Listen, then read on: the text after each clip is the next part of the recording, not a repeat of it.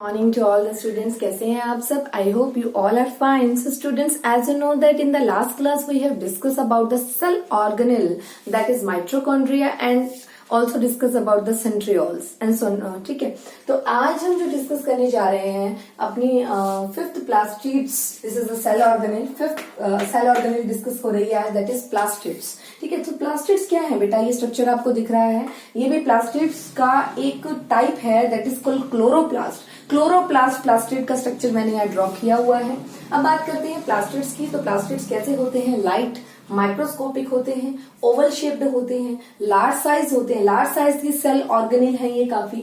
Found in all the plants, ठीक है, plants में प्रेजेंट होती हैं, but absent in the prokaryotes and fungi and also absent in animal cells. ठीक है, तो आपको पता होना चाहिए about the plastids. This is also a type of a cell organelle. और अगर मैं बात करूं इनकी टाइप्स की, तो ये तीन टाइप के हैं, ल्यूकियोप्लास्ट, क्रोमोप्लास्ट एंड क्लोरोप्लास्ट। तो अभी आपको पता चला जो व्हाट आर द, अगर मैं बताऊं, आपसे पूछा जाए प्लास्टिड्स के 3 टाइप्स एक्सप्लेन करिए, तो प्लास्टिड के 3 टाइप्स हैं बेटा।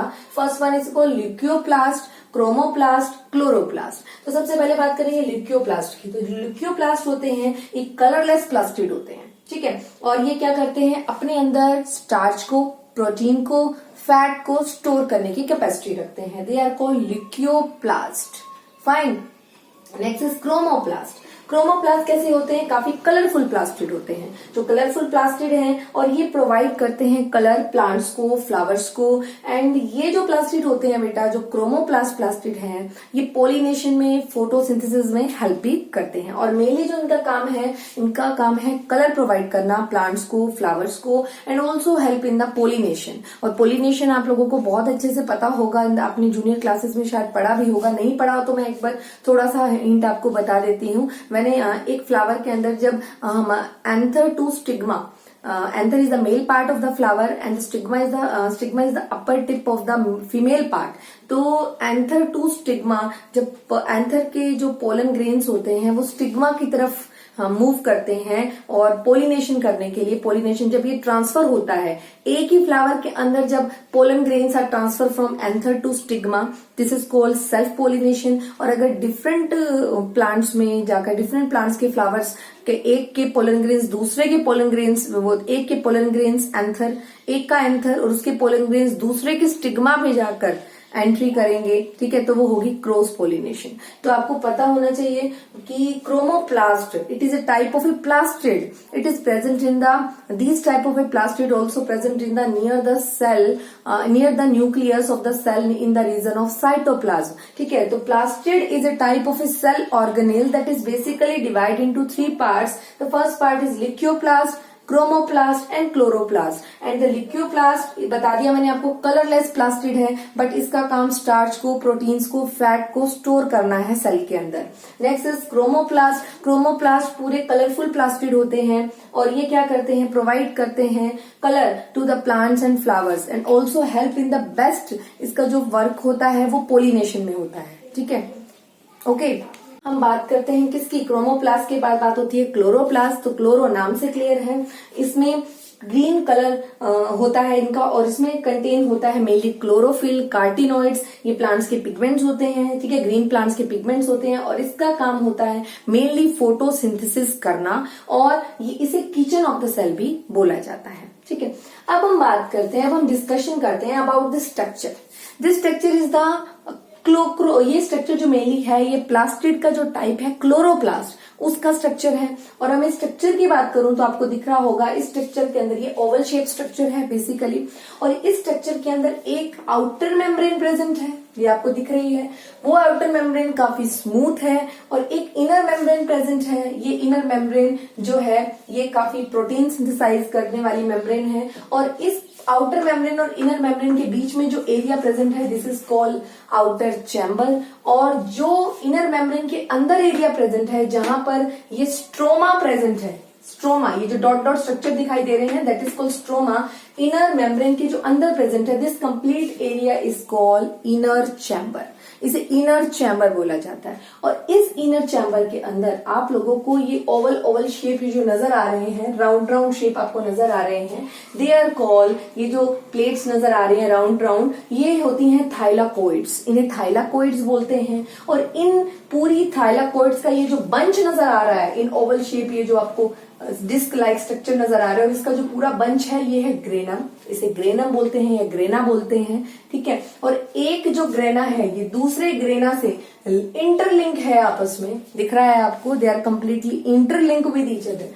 ये इंटरलिंक किससे है, ये एक रोड से इंटरलिंक है, इस रोड को बोल रहे हैं लैमिले, ठीक है। ये लैमिले हैं जो एक ग्रेनम को दूसरे ग्रेनम से जोड़े रखे हैं, ठीक है। और पूरी की पूरी इस स्ट्रक्चर के अंदर आपको नंबर ऑफ डॉट डॉट जो स्ट्रक्चर्स नजर आ रहे हैं, ये स्ट्रोमा है, ये अंदर वाला इनर चैम्बर का पार्ट है, ठीक है। तो this is the complete structure. Again I will repeat, ये आपको एक ओवल शेप नजर आ रहा है स्ट्रक्चर कंप्लीट। आउटर मेम्ब्रेन है जो काफी स्मूथ फ्लेक्सिबल है, इनर मेम्ब्रेन है और ये प्रोटीनस है, और इनर मेम्ब्रेन और आउटर मेम्ब्रेन के बीच में जो स्पेस है ये आउटर चैम्बर है, ठीक है। और इस इनर मेम्ब्रेन के अंदर जाकर इनर चैम्बर प्रेजेंट है, और इस इनर चैम्बर के अंदर आपको काफी कुछ नजर आ रहा है। इसके अंदर आपको stroma, granum, lamellae, thylakoid, these are the basic, ये जो 4-5 चीजें प्रेजेंट हैं। जो ये डॉट डॉट नजर आ रही है स्ट्रोमा है, और ये जो आपको बंच नजर आ रहा है बेटा, ये जो बंच नजर आ रहा है आपको, ये oval shape, disc like shape, this is called granum.